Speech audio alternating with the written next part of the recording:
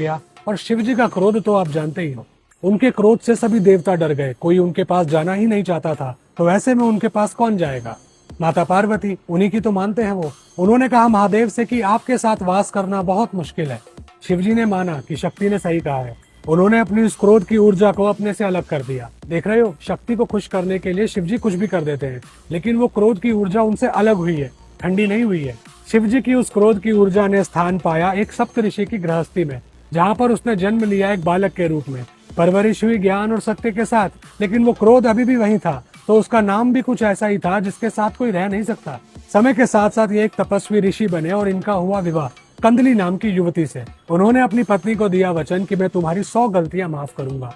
लेकिन जैसे ही कंदली से 101वीं गलती हो गई, उन्होंने अपनी पत्नी को भस्म कर दिया। लेकिन अपनी भूल का पता होने पर अपनी पत्नी की उस राख को उन्होंने नया रूप दिया, कंदली का पौधा यानी कि केले का पेड़, जिसके बिना किसी भी प्रकार का शुभ काम अधूरा था। आयरनी देख रहे हो, जिनके साथ रह पाना मुश्किल है, उनकी पत्नी के बिना शुभ काम मुश्किल है।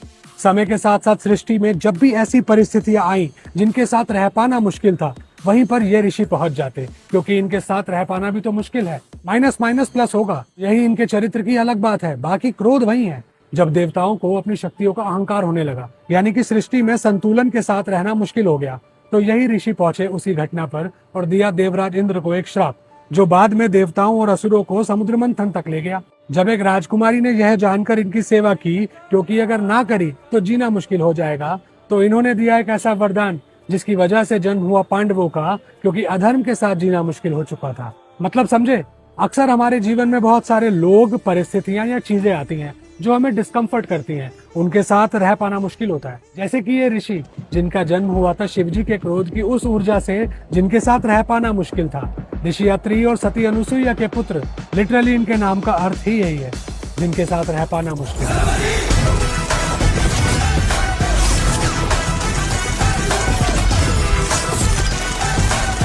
दुर्वासा ऋषि हैं सनातन की पौराणिक कथाओं के वो स्तंभ, जिनके साथ रह पाना तो मुश्किल है, लेकिन उनके बिना उन घटनाओं को सोच पाना ज्यादा मुश्किल है।